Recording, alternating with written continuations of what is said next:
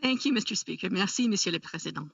I am honored to speak today as the official critic of Bill S-225, an act to amend the Copyright Act, Remuneration for Journalistic Works. And I want to begin by sincerely thanking this bill's sponsor, Senator Claude Guérignon, for bringing forth this legislative proposal, which addresses an urgent question about the existential crisis facing journalism in Canada, particularly print journalism. This debate could not be more timely. Indeed, it is long overdue. I want to commend my Senate colleague for putting this issue squarely on the parliamentary agenda and for goading us all to think long and hard about new and creative solutions to the challenge facing Canadian journalism, and to think long and hard about what the collapse of the Canadian journalism industry as we once knew it means to the well-being of Canadian society and Canadian democracy. This issue matters profoundly to me, not just as a senator, but as someone who dedicated 30 years of my professional life to the craft of journalism, working for newspapers, magazines, and both public and private radio. So let me begin by painting you a picture. When I first started at the Edmonton Journal in the fall of 1995, there were hundreds of writers and editors and photographers on staff. There were 40 news reporters in the city room alone. When I first arrived in the crowded Edmonton Journal newsroom, indeed, I had to share a desk. It was mine during the day and belonged to someone else who worked the evening shift. Reporters didn't just compete for physical space. We had to compete for space in the paper. Every day, the assignment editors would assign far more stories than the paper had room to hold. The evening editors would then choose only the best ones to print. We had fully staffed bureaus at City Hall, at the provincial legislature, at the courthouse. We even had a bureau at the University of Alberta campus. As I remember it, we had 4 reporters and a columnist in the legislature press gallery alone, and a team of 6 or 8 covering the crime beat. Every floor in the 5-story building was filled, not just with writers and editors, but with photographers, artists, designers, ad salespeople, marketing staff, librarians, circulation sales teams.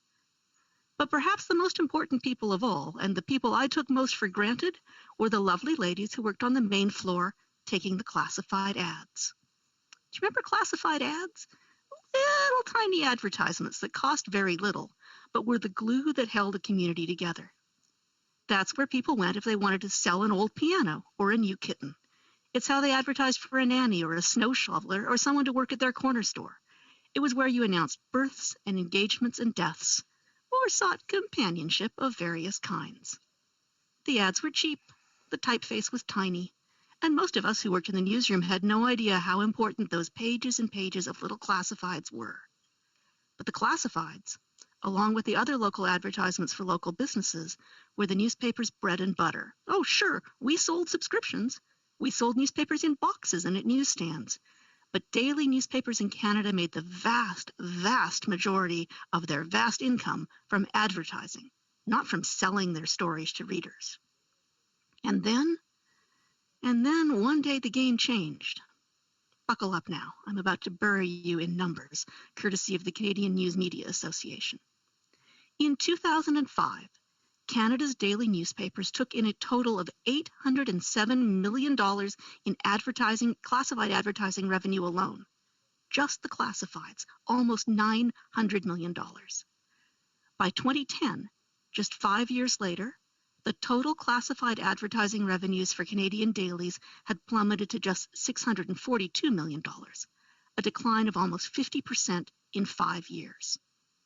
By 2019, classified revenues accounted for just $69 million in daily newspaper revenues. That's a loss of more than $800 million in less than 15 years. What happened between 2005 and 2010? The explosion of the internet as an advertising platform. Suddenly, people weren't buying our classified ads. They were advertising on sites like Kijiji and Craigslist, and then on Facebook and Google, and then on YouTube and Instagram and dozens of other smaller sites. After the classifieds, the online competitors came for the local advertisements, the ads for local restaurants and car dealerships and movie theaters and department stores and school boards. In 2005, that local advertising brought in revenues of $1.2 billion for Canadian daily newspapers. By 2010, those revenues had collapsed to just $631 million, again a loss of just under 50%.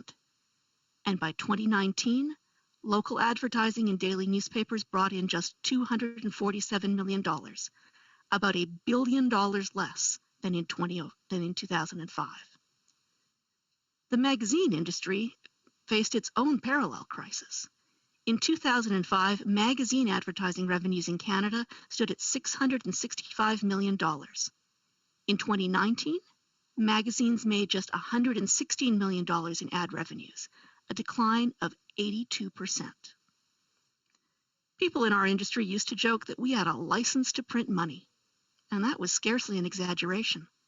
After all, companies and individuals needed to advertise locally, and there was virtually no competition. Oh, sure, the Edmonton Journal competed with the Edmonton Sun, and newspapers competed with local radio and television.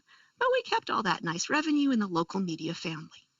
Local media companies had natural local geographic monopolies, especially in one newspaper communities such as Victoria or Regina or Fredericton.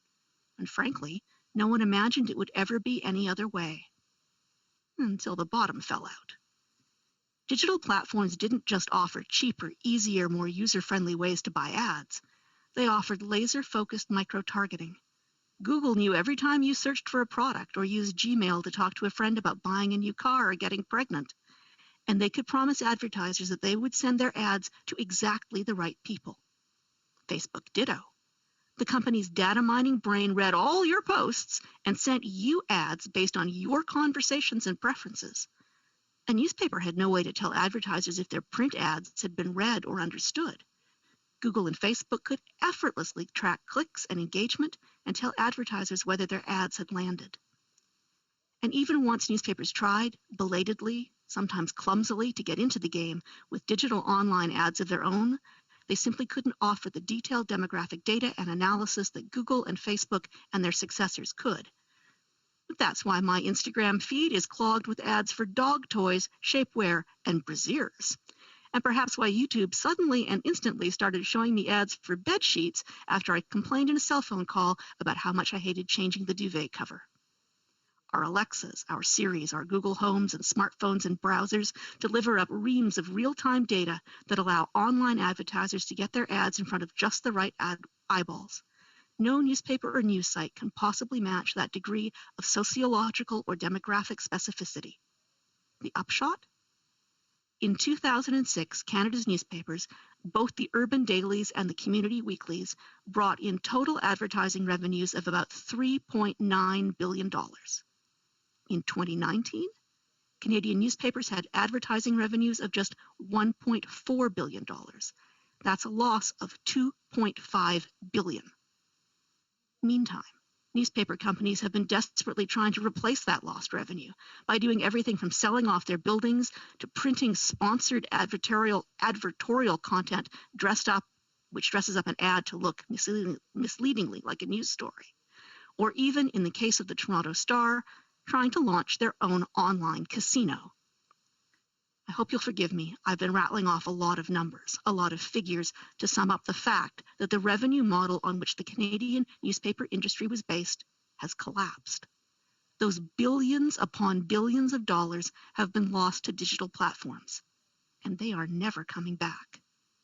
I feel I need to stress this so that you can understand the true and daunting extent of the economic problem Bill S-225 is seeking to solve. Just as papyrus made the clay tablet obsolete, just as Gutenberg's printing press put thousands of monks in scriptoria out of work, the digital revolution has caused a cataclysmic shift in the economic models that long made newspapers, magazines, and local television and radio stations solidly profitable, pushing them instead to the brink of failure. And it isn't that people have stopped consuming the news. Far from it.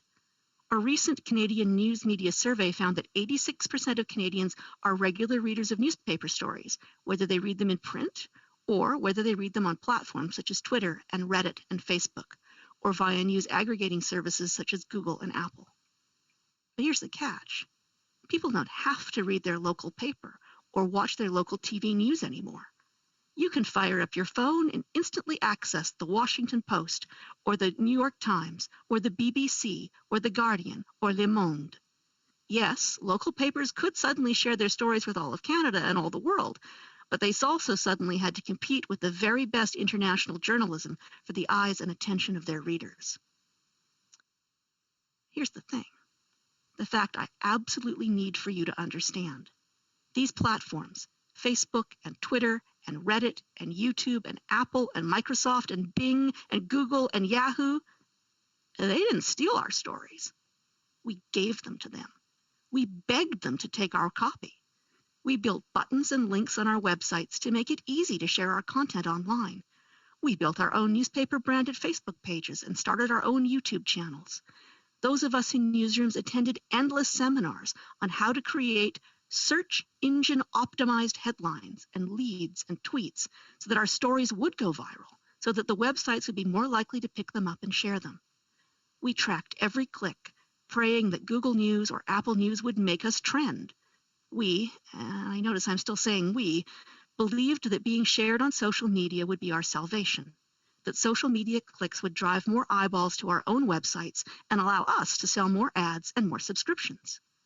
We willingly, eagerly entered into what we thought was a mutually beneficial, symbiotic relationship, giving our content away for free, trying to expand our readership, trying to compete for page views, without realizing that the relationship wasn't symbiotic, but parasitic and addictive. We got hooked on those social media clicks, and we just couldn't quit them. And by the time newspaper companies started to think that maybe, just maybe, giving their copy away for free was not a sustainable business plan, it was too late. Many papers tried to put up paywalls to hide their content from anyone except subscribers, but digital-savvy readers raised and trained to get their news for free hated the new paywalls and found ingenious ways around them. And even when papers did successfully hide their content away, well, they lost readers and clicks, and advertisers too. Meantime, the appetite for good, solid, trustworthy journalism that reports on our communities and our politics, is as strong as ever. The problem is we don't have a very good way to hire and pay the journalists who do that work. This is not an overnight phenomenon. Instead, it has happened gradually, incrementally, over the course of 3 decades. A 2004 study from Ryerson University's School of Journalism found that staffing levels at small and medium-sized newspapers across the country fell by 30% between 1994 and 2004, and that was before the collapse in advertising revenues had even begun. In 2013, the Canadian Media Guild reported that 10,000 media workers in Canada had lost their jobs in the preceding 5 years, including 6,000 people who worked for newspapers and magazines. And so it went, with each year bringing more cuts and more closures, till it was a wonder there were any reporters left at all. And of course, as the industry shed jobs, it became harder than ever to diversify homogeneous newsrooms to better reflect the full multicultural reality of this country. For years now, Canada's newsrooms have been putting on a brave face, but they've started to feel like false front cities in a western town, facades without much behind them. Here's some more numbers. Let me try to put things in perspective for you in another way. In 2012, Post Media, one of the largest newspaper companies in the country, had total revenues of $832 million. Including $515 million in revenues from the sale of print advertising. Under expenses for 2012, they listed staff compensation costs of about $350 million. In 2020, by contrast, Post Media reported total revenues of $508 million, with just $190 million from print advertising. That's a drop of 40%. Their staff compensation costs, on the other hand, had fallen to $151 million, a drop of 57%. I've described to you the buzz and the hum of the Edmonton Journal building when I started there 25 years ago. By the time I left in 2012 to join you here, most floors of the building were completely empty. It was a 5-story ghost town. On the 5th floor, a dozen or so dauntless, dedicated editorial staff huddled together in one corner of the once bustling newsroom. Wonderful young journalists working flat out to fill the pages of both the Edmonton Sun and the Edmonton Journal, as well as to maintain 2 different live 24-hour, 7-day-a-week websites. I used to joke that we were a homeopathic newsroom, that we had been dissolved and diluted and somehow only got stronger and more potent in the process.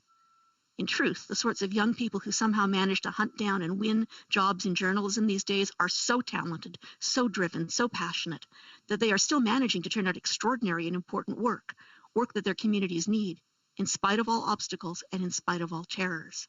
In a Darwinian survival of the fittest world, successful young Canadian journalists today are as good or indeed better than any I've ever known. And while print and broadcast journalists across Canada have been on the front lines of this pandemic, often risking their physical and their mental health to tell us what's happening, COVID-19 has taken a lethal toll on the journalism industry. According to JSource, a Canadian media research site, 67 media outlets across the country have closed during the first year of COVID-19, some temporarily, others permanently. That includes the closure of 29 newspapers, 5 radio stations, and 2 television stations. In all, according to JSource, 3,000 journalists in Canada lost their jobs this past year alone.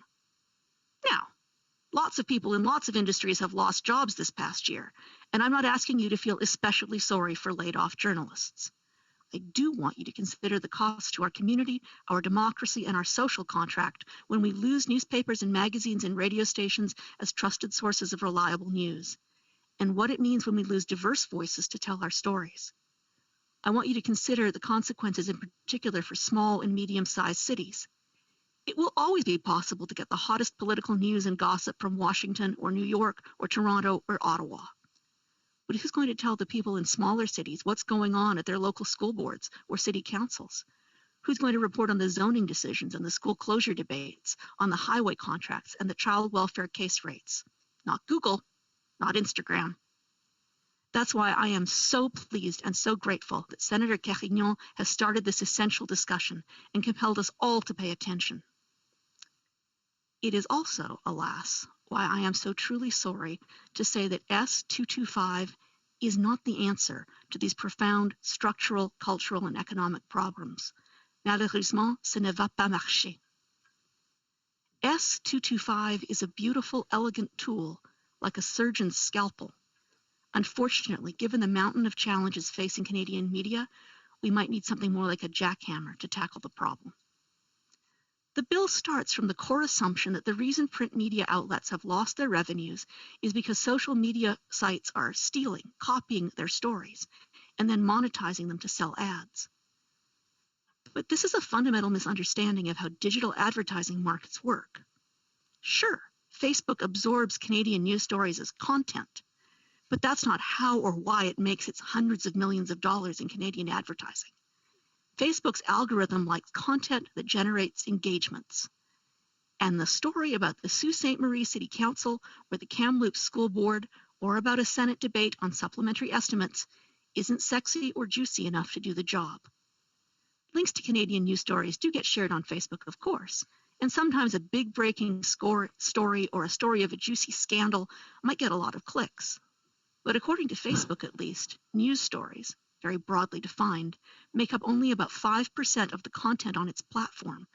And those news stories are not privileged by the algorithm, which would much rather show you that cute video your aunt shot of her cats than link to a story about Ottawa's LRT construction delays.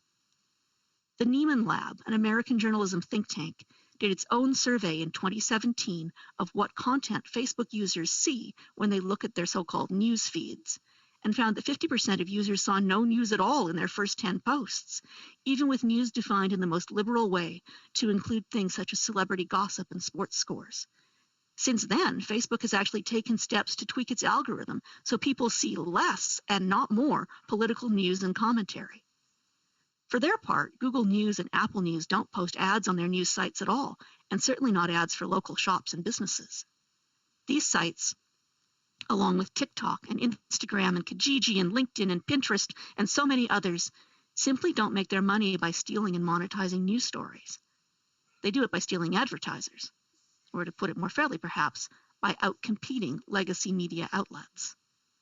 And when social media platforms do post stories, they do it for the most part by way of hyperlinks, specialized URLs that take users directly to the websites of newspapers and TV and radio stations. S-222, it's essential to understand, specifically exempts websites that share hyperlinks from its remuneration framework. That's understandable. There is already a significant body of Canadian case law that says that sharing a link is not a republication. Indeed, the long-standing position in Canada is that a hyperlink is sort of just a technologically sophisticated form of citation, like a footnote. It points the reader towards a work, but is not itself a republication of that work, and hence not an infringement of copyright. Instead, S-225 would apply only in cases where digital platforms share an entire journalistic work, or, to quote from the bill, any substantial part thereof. And if you'll allow me a digression, the phrase, or any substantial part thereof, is the subject of wide judicial interpretation in itself. Substantial, which is not defined in this bill, is not an objective but rather a subjective term. Under Canadian copyright law, taking an insubstantial portion is not copyright infringement. And even when a substantial portion is taken, the Copyright Act's fair dealing provisions often arise. But either way, my most honorable friends, most people rarely, if ever, cut and paste a whole article or even a substantial part of an article to a site like Facebook or Twitter, because that's just not how people share or consume content online. People post and share links. It's just too much bother to cut and paste, especially when you can quickly share a link that takes people right to the original story. Facebook's design has an actual aversion to sharing large blocks of print. Indeed, it has a character limitation that makes it impossible to share something much longer than about 3,000 words as a Facebook post. So you can cut and paste a 750-word column, but not a major feature story. Twitter, the newsiest of all social media platforms, a platform built to share news, has even stricter limitations. You're only allowed 280 characters. Again, the whole Twitter design is engineered to share hyperlinks, not entire articles. And Apple News and Google News simply don't share text beyond a short headline. They link right to the news organization's original website. And any very brief introductory text they do use would likely qualify as a fair dealing exception under Canadian copyright law. So the number of times when the conditions that would trigger remuneration under the terms of C-225 would be tiny. And it would only come into effect when some user of a digital platform shared a work without a hyperlink. And that so rarely happens, claiming royalties would reap almost no one any substantive economic benefit, and could in no way come close to replacing the $2.5 billion lost annually in newspaper ad revenues. But putting aside that very practical concern, how would C-225 propose to work? The legislation seems to beg the question of whether Canadian journalists and journalistic organizations own the copyright to their work. And while it is true that journalism and journalistic works are not specifically enumerated in the opening of the Copyright Act, Canadian jurisprudence has long held that journalism is covered as a literary or artistic work, which are areas protected by copyright.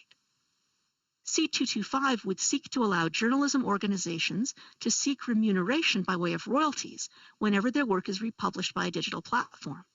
It would establish a right to claim royalties until the end of 2 years after the end of the calendar year in which the first publication of the journalistic work occurs. The proposal is closely modeled on that accepted by the European Union in 2019. But transposing that EU model doesn't quite work here. I am no expert in copyright, and I am no lawyer, but I've spent the last few days speaking with many who are both. And for them, S-225 raises a red flag because they say it may actually undermine the long-standing copyright protections that Canadian journalists and publishers already have in Canadian law. They also have concerns that much of the meat of S-225 is modeled on the European Union's concept of new neighboring rights, or droit voisin, a system which is not entirely analogous to the Canadian copyright paradigm. S-225, incidentally, also takes its two-year remuneration term directly from the 2019 EU legislation.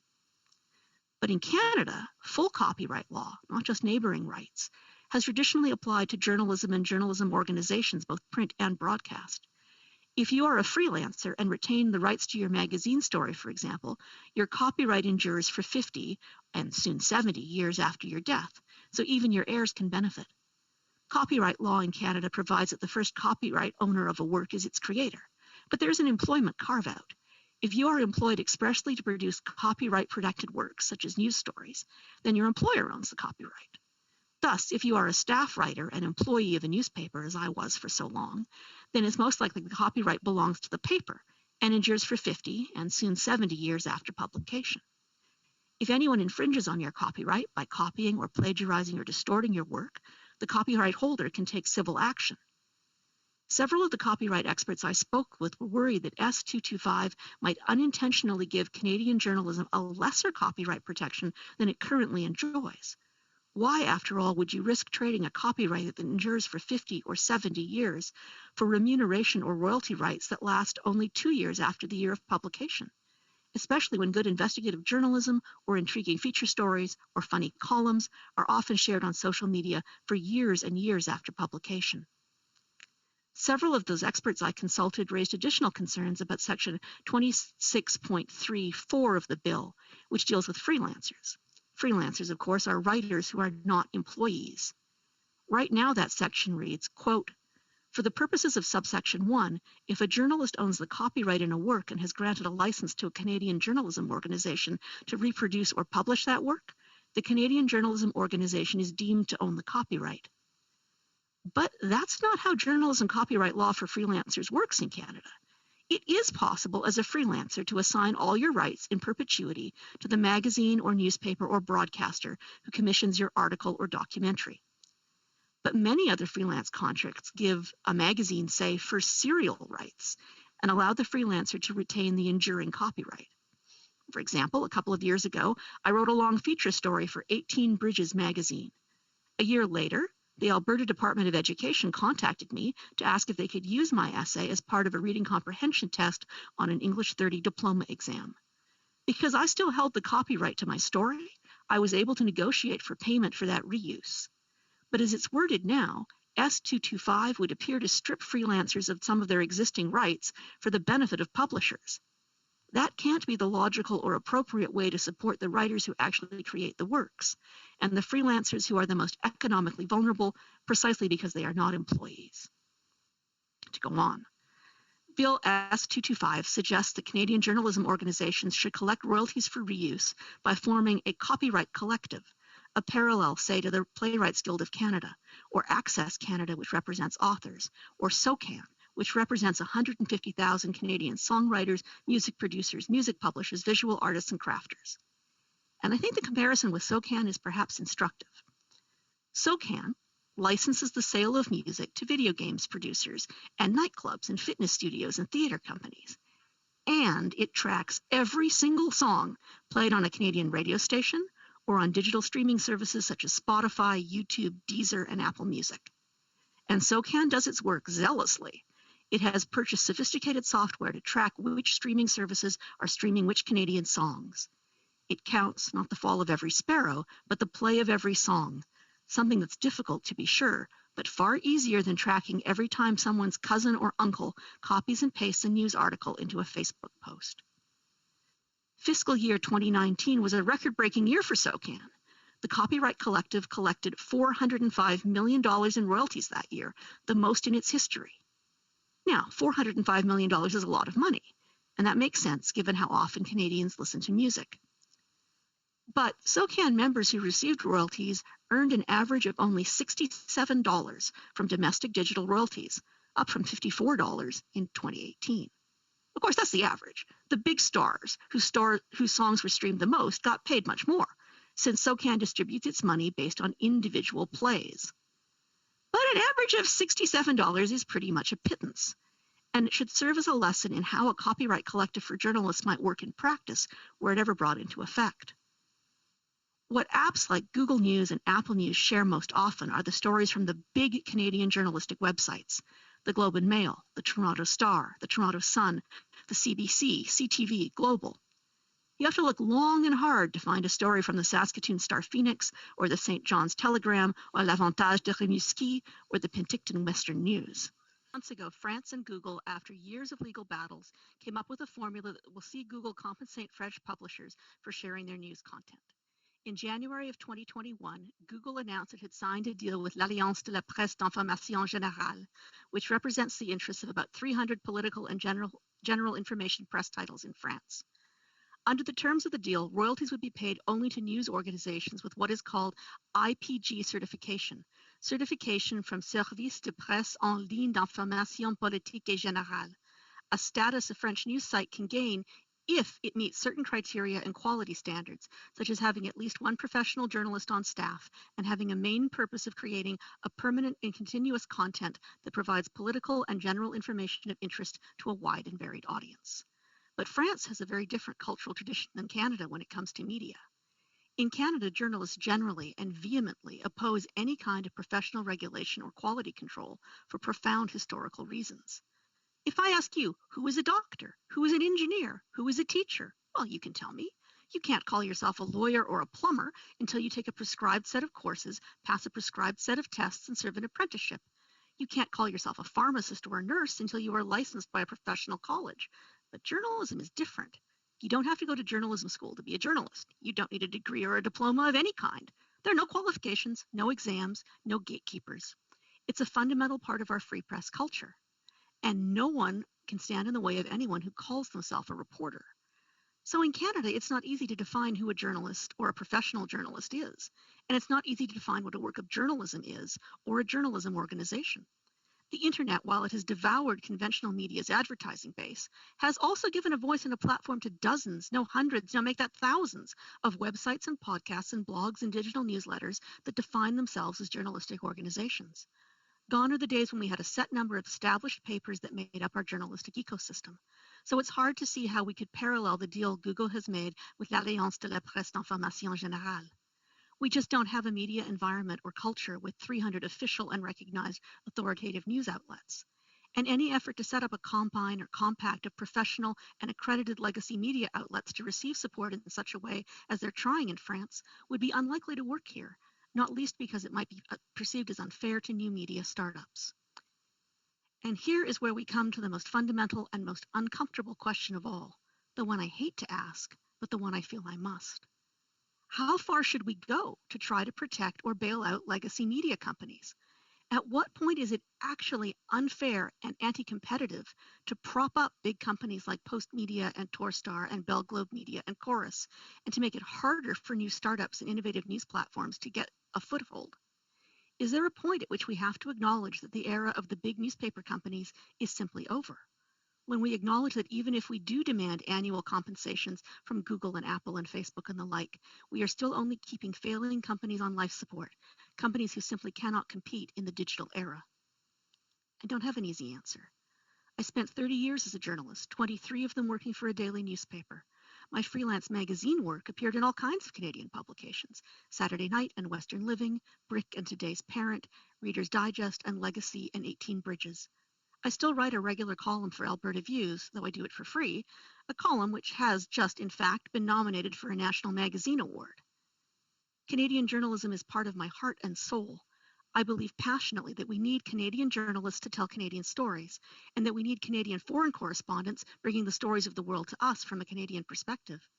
I believe we have a healthier democracy and a healthier society when we have a shared body of knowledge about what's going on in our own communities, and a shared and factually based understanding of the challenges facing us in our towns and cities and provinces and nation.